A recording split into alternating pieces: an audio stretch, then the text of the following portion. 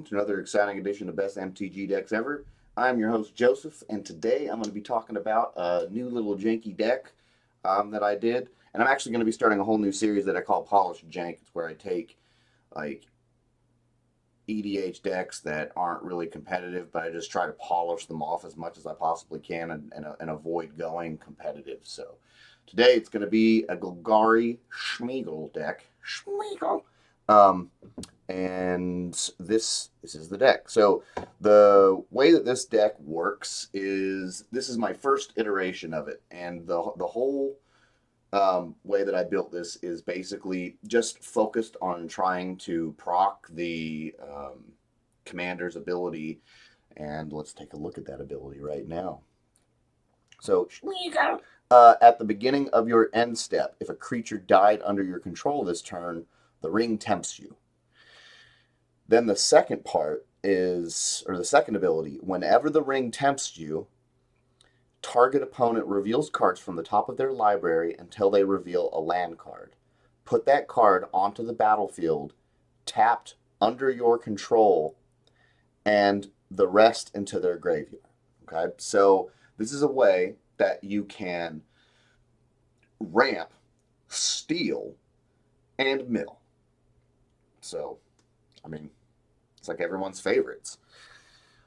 All right, so let's take a look at the deck itself. We're running a relatively low land base, and that's because of the commander's ability to ramp. Along with those lands, we are running a suite of low-cost creatures that help us with ramp, like Birds of Paradise, Blood Pet. Carrion Feeder is actually just a sack outlet. Deathrite is for ramp. Here's another sack outlet, which is also a draw outlet. Elves of Deep Shadows ramp. Elvish Mystic ramp. Fyndhorn Elves ramp. Now this is a way to get a creature death, but with also with some removal attached to it. We got ramp, sack outlet. Now we're at one of the first cards, which is pivotal to having a Smeagol deck. I think I'm going to stop saying it like that. So in a Smeagol deck, Bloodghast has the ability of landfall, and let's read that. Whenever a land enters the battlefield under your control, you may return Bloodghast from your graveyard to the battlefield. So every time we proc Smeagol, we're going to be able to take Bloodghast and put him back onto the field, which will allow us to kind of reset every single turn. So as long as we have a sack outlet, every turn we sack Bloodghast, he goes to the graveyard, that will proc Smeagol. A land enters into the battlefield, and then Bloodghast comes out into the battlefield. Just keep on repeating that. So Bloodghast is a very important card to be running with Smeagol. Next, we've got Cankerbloom. Same thing as before. This will just help us get a proc while also removing something. Dauthi Voidwalker can be useful just having... I mean, he's a powerful black creature in its own, but you will be milling opponents. So, you know, we could use this to gain some value. Lotus Cobra, very valuable in this deck because of the landfall ability. So as we're getting land... Now this will only really matter if you're getting the triggers from the ring tempts you during your turn. Otherwise, it's just going to proc at the end of turn, and unless you have an instant, which we do, the land comes into turn, and then you would get some mana. So, for example, like one of our instances, if you had Corrupted Conviction in your hand, at the end of your turn, Smeagol's ability procs off, you get a land from the opponent and enters turn, Lotus Cobra procs, we get a black mana, then we could cast Corrupted Conviction, and then draw 2 cards. We've got Orcish Bowmasters, which is just like one of the most OP cards that has come out for black, or for any color for that matter, for a long time. Like, this thing is so broken, especially in tandem with wheels. So we don't have any wheels. I just threw it in there because it's new and it's broken, but I don't know if I'm actually going to keep it in there. We'll see. But essentially, so if you casts a wheel, and then you cast Orcish Bowmasters, um, it's going to do. Well, let me read this to you. So when Orcish Bowmasters enters the battlefield, um, and whenever an opponent draws a card except for the first one they draw in each of their draw steps, Orcish Bowmasters deals 1 damage to any target, then amass Orcs 1. So the cool thing with this is if you have a setup, so let's say that you've got a sack outlet like Viscera Seer. So when you sack, you can scry 1. Or if you had Phyrexian Altar, okay? So say on your turn, you cast a wheel spell. Then, in response, and you've already got a sack outlet on the battlefield. Then you cast Orcish Bowmasters in response to that, because it's got flash. So, one of the players, I think you go clockwise. So, the player draws a card, which would trigger Orcish Bowmasters. You do 1 damage, then you amass and create a 1/1 orc. Then, in response to that amass, you could sack. So, like Viscera Seer, is you scry 1, they draw the second card, you deal 1 damage, scry again, and it just keeps going. So, with a wheel, 3 players, it's 21 draws, that's 21 scries, um, or 21 mana of any color that you want, also 21 damage. There are abilities, I don't have them in this deck, but there are abilities like when you sack a creature, all your opponents take 1 damage. It's like a bat or something like that. I can't remember. I think there's a couple of them. Or a Shia, whenever a black, is it, are the orcs black? No, it doesn't say that the orc is black. That's interesting. So maybe it wouldn't work with a Shia, but um, you would do the 21 damage from the Orcish Bowmasters, but if you've got whenever a creature dies, your opponents take a damage, well, that would be another 21 damage. So it's basically game win right there. Everyone takes 21 damage, then takes another 21 damage. All right, moving right along, we've got Reassembling Skeleton. This is just fodder that you can keep sacking to get Smeagol's ability. Sakura Tribe Elder is really good because you ramp and you can also proc Smeagol. Braid's Arisen Nightmare is good in this deck because it reads, at the beginning of your end step, you may sacrifice an artifact, creature, enchantment, land, or planeswalker. If you do, each opponent may sacrifice a permanent that shares a card type with it.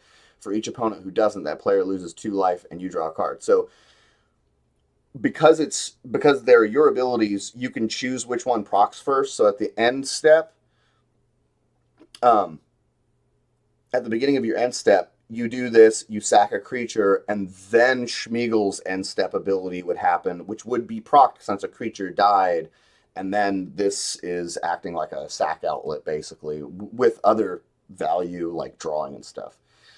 Demon's Disciple is just sacking, removal of enemies' creatures, and you can proc Smeagol. Eternal Witness is just kind of like sack fodder, and you can get stuff from the graveyard that you might need. Fleshbag, Merciless Execution are all the same thing. They're just making everyone sack, and that proc Smeagol and is helping thin your opponents. Morbid Opportunist is just there because our theme is killing stuff, and this will just help us draw. I've got 1 Nazgul in here. I kind of want to put 9 of them in here, but then I'm pulling out so many other ones. But it is a death touch and guaranteed ramp if you've got Smeagol, because the ring tempts you when it comes out. And then if you get, a couple of Nazgul on the board, they're going to start getting bigger and bigger and bigger. So they're valuable even when they first come out because it's death touch, and then as the game progresses, they're going to keep getting bigger and bigger and bigger. So, but for right now, I've only got 1. I don't know. That one's got me kind of. We'll see. Nissa Resurgent Animist. This is. Yeah, like this one, it's just landfall to get landfall triggers. It basically works just like a Lotus Cobra, but you also have the added benefit that if it's happening twice, you can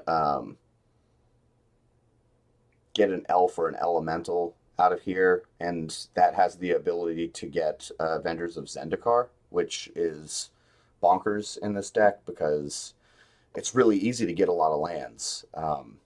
I mean, usually by like turn 6 or 7, you have like 10 lands on the board. Um, yeah. Um, let's see. Ophiomancer is just for creating sack fodder. Opposition agent, it doesn't really follow like the theme of this deck, but it's just a super powerful card. I might end up taking that out and just throwing in like a Nazgul or something because it's like opposition agent. I want it to stay on the battlefield. It's not sack. It's not really like sack fodder, and I don't know. I might take that one out. It kind of makes it follows less with the polished jank theme where it's like I'm trying to take something that's not super powerful, but like polish it with cards that synergize. And anyway, Playcrafter, same as the other ones. Everyone sacks, procking the commander. So Scoot Swarm is awesome with this deck because you have tons of lands entering in, and you can get 6 lands very quickly with this, which makes Scoot Swarm go out of control.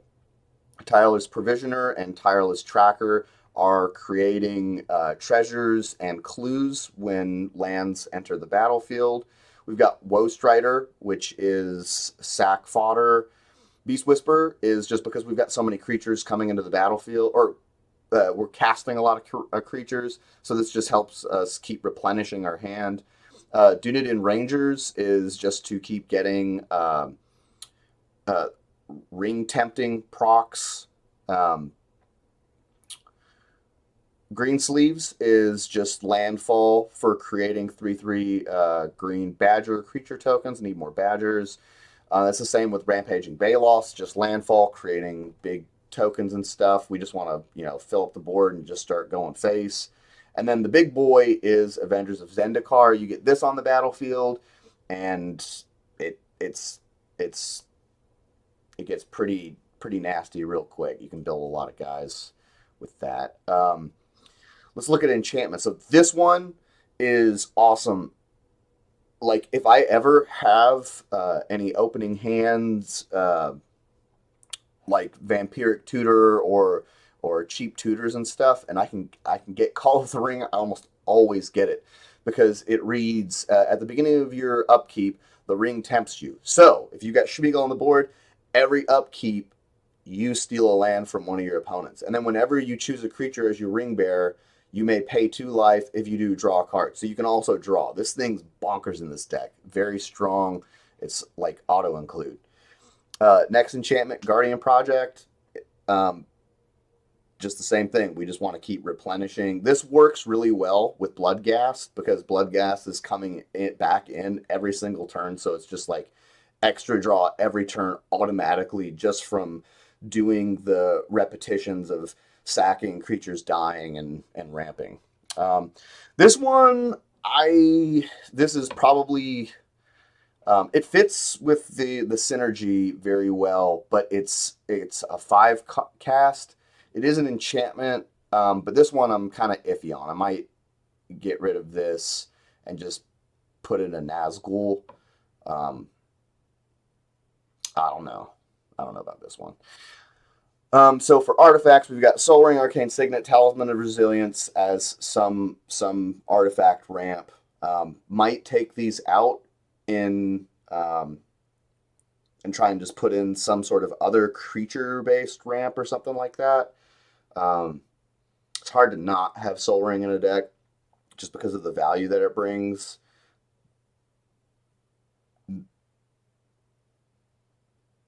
But we'll see. Um, and then I've got Phyrexian Altar. This is a sack outlet for creating mana. Birthing Pod also is a sack outlet, which also allows us to get creatures from the deck, which is good. For instance, we're running Corrupted Conviction, a sack, draw 2 cards, Vampiric Tutor, Village Rites, sack, draw 2 cards, another tutor. This one is sack, draw 2 cards, sack, draw 2 cards, also get a treasure, And then this one's cool. This is a new card, so you can sack and draw 3 cards. You would just like so like if you had like a whatever creature that you know that you're gonna sack, whenever you would tempt that creature, it becomes legendary, and then you use Nasty End to sack that creature and then draw 3 cards, which is cool. Now in our sorceries, this is where we have some of the closer to a win con, because really like this deck is just the way I built it. It's just doing its thing, and it's doing a lot of stuff. It's got a lot of ramp and a lot of synergy, and it can just do a lot of things. Like in creatures, probably Avenger of Zendikar is probably like the closest thing to a win con. Here in sorceries, Rise of the Dark Realms is another win con. It's probably stronger if you can get lots of procs, and I mean, people aren't just like top decking lands every time you do it. They're gonna like a lot of your opponents are gonna have extensive graveyards. So Rise of the Dark Realms will basically just fill your board. Rishkars and Siphon Mind are all draw. Rise of the Witch King. This is makes everyone sacrifice a creature. If you sacrifice a creature, then you can put a permanent card from your graveyard to the battlefield. Harmonize, just more draw. Victimize, sack outlet, and then I can take 2 creatures from the graveyard, put them onto the battlefield, tapped. Eldritch Evolution, sack outlet, but also a tutor. Claim the Precious is just creature removal, but it also tempts, which procs Smeagol. Just some MDFCs. Finale Devastation obviously is a win con. You can get to 12 mana with this deck relatively easy, and then if you hadn't already drawn, like some big dude, you could just grab Avengers of Zendikar, and he comes out there, and then you got a bunch of plants that spawn from him ETBing, and then everything gangs haste and +10/+10. Everyone dies. Diabolic Intent, sack a creature, tutor. This is a return a creature card from the graveyard to your hand, but the ring tempts you, so you get a proc from Smeagol.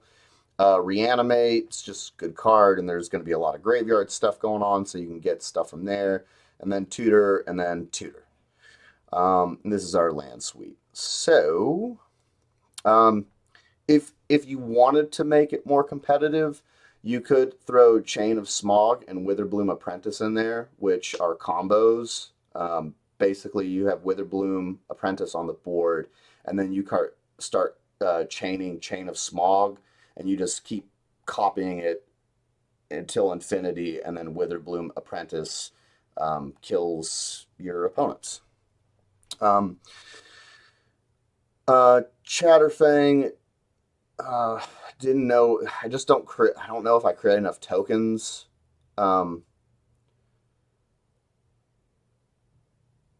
For this to work, but I don't know. Toxic Deluge, Calling Ritual, probably good if you're moving to more competitive. The way I have it built right now, it's just like, I want to do my own thing. I want to do it really well. This is more removal, but it also can proc Smeagol. Pitiless Plunder, I think, will combo with Chatterfang with a sack outlet, I think. Breach the Multiverse. I really wanted to put this in there just because you're already going to be making people's graveyards extensive. Then they're all going to mill 10 cards. And then you can get a creature or planeswalker from all their graveyards. This one's kind of like, a janky win con. I might throw it back in there. Like maybe take out Moldervine and put in Breach the Multiverse. Got Shieldred. And I don't know, like, I'm not going to add this in there yet, but after I actually play with my play group, if I find that my graveyard, or at the shop, if I find that my graveyard is getting full a lot, then I'll try and integrate Praetor's Council into it so that I can take advantage of that. So, yep, that is my Smeagol Polished Jank deck. And now I can run a little play test and show you kind of how it works. Hopefully we get a decent starting hand. We did not.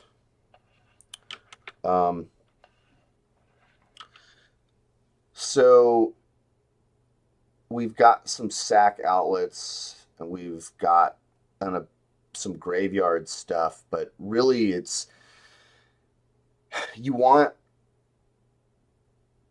ideally, like, I'll just mulligan that and see if I can get something a little bit better. Oh, there's no mana.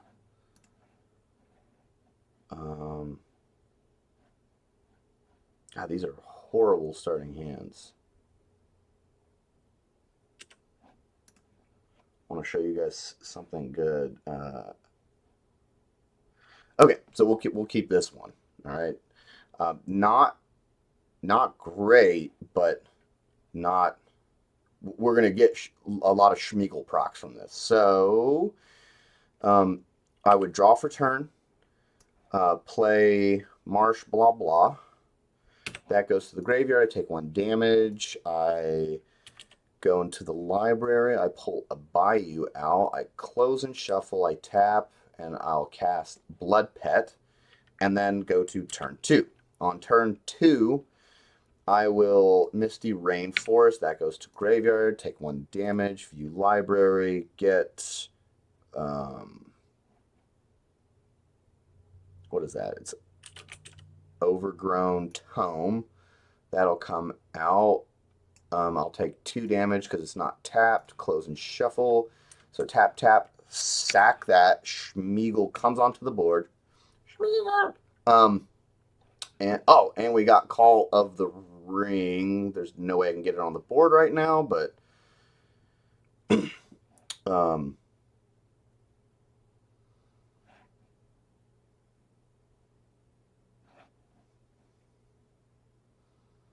yes. Yes.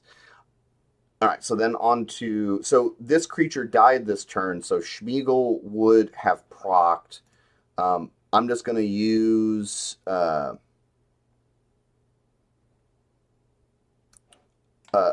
a treasure token to represent a land that I stole from somebody's deck. I'll just put them in a different row, but you would have like some random land. So on the next turn, we will...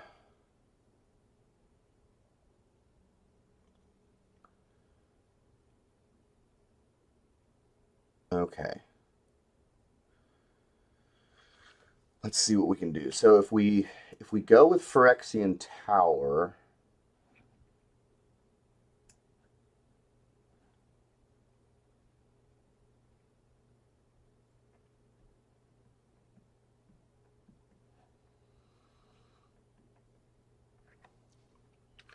so we want to cast Call of the Ring. 100%, we want that on the board.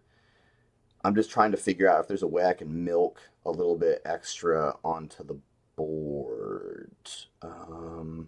This will help us ramp, so I don't think that I'm going to stay too worried about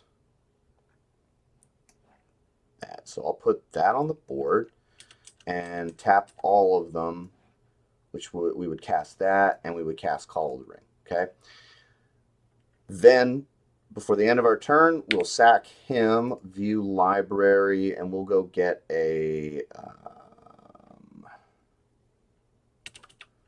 forest. Oh, I should put all the lands on the same row. Maybe I should have gotten a swamp.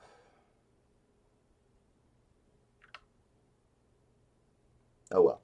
So at the end of the turn, because Sakura Tribe Elder died, we will get another land from our opponents, and Then at the beginning of our next turn, the ring tempts you, and when that happens, we'll do the mill thing again, and we'll get another land. Okay, so that's why that thing is so awesome, because it's like now we are like really cooking. What I believe would be the next best thing is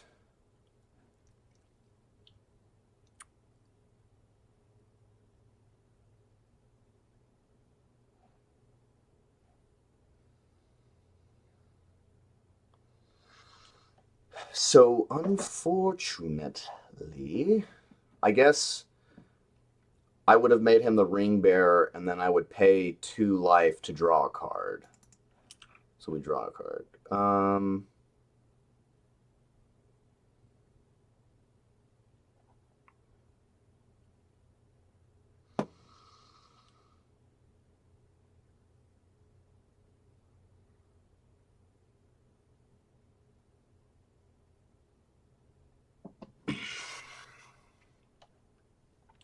Okay.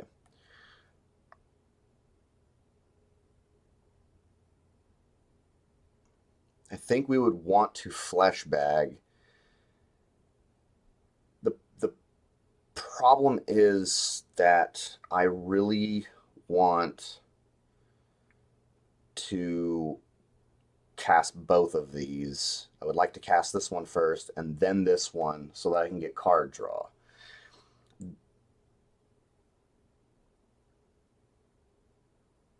Oh, I haven't played a land per turn yet either, so I do have 8. So what I would do is tap those, play Moldervine, play my land per turn, and then tap these. I take 1 damage from that. And then I would play Fleshbag. It comes out. He gets sacked, goes to the graveyard. And when he does, I will gain 1 life and draw a card. And then at the end of the turn, Smeagol will proc. And then at the beginning of the next turn, ring temps, get another land. And so, yeah, like turn 5, I've got 10 lands. And so now I would start doing disgusting stuff. So I would tap 4, play a Beast Whisper. Oops. Then I would tap 3, casting Nissa. I would play my land per turn, which would give me, and I would draw. And then I get mana from this land coming out. I'll choose green, and then I'll use that green to cast them, drawing Beast Whisperer. Then I would tap this and tap that, casting Pitiless Plunderer. That goes to the graveyard. I would sack this guy, drawing 2 cards. And let me look into my graveyard.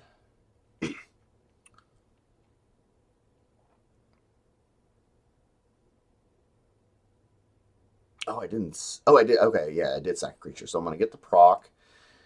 And, oh, when it died, I would draw a card and gain a life from Moldervine.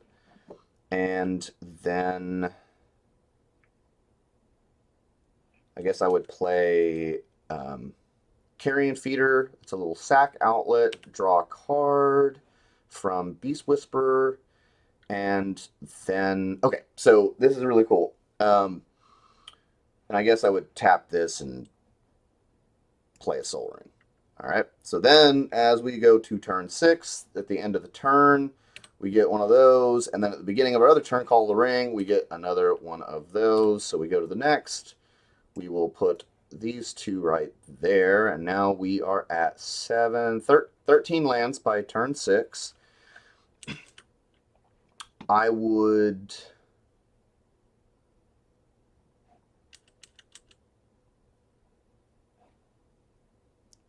Okay, So we would 1, 2, 3, 4, 5 cast this. We draw a card from Beast Whisperer. We will play our land per turn. That will create a 3/3 Badger. Then we could. Oh, when that comes out, I'm gonna get a black mana. I'm going to use Vampiric Tutor, lose 2 life, view my library, get Avenger of Zendikar, and that will go on top of my library. I will then. No, don't want to do that. Meant to tap those, and I will use Nasty End, and I would sack.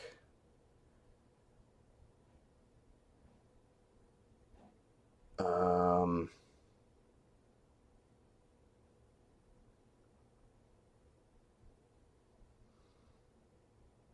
I guess I would sack that and just draw 2. That gives me Avenger of Zendikar, and then tap, tap, tap, tap, tap, tap, tap, tap, and throw Avenger of Zendikar out there. And then when he comes out, I've got 1, 2, 3, 4, 5, 6, 7, and so I've got 14 lands. So then I would create 1, 2, 3, 4, 5, 6, 7. Can I copy these?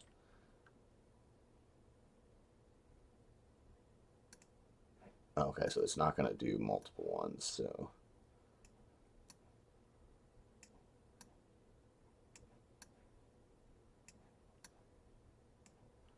it goes to the graveyard. 5, 6, 7.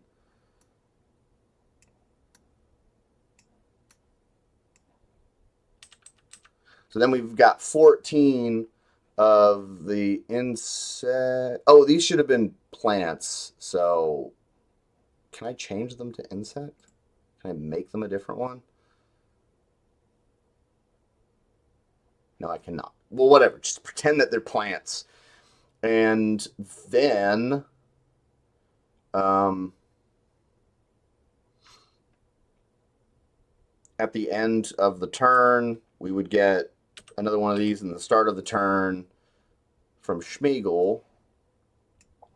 And those 2 lands, and then I would play my land per turn. So that would be 3 proc. So all of these 0, just pretend they're 0, 1, would get 3 counters. So then we would have 14 3/4s, which is a lot, and it would do things. So you can just see, like, by turn 7, it's just like this engine that just keeps on going and stealing people's lands and just churning it out. So that is my Smeagol Polished Jank, and I hope you guys like it. I'm going to be doing another Smeagol deck, although I'm going to be making it more competitive.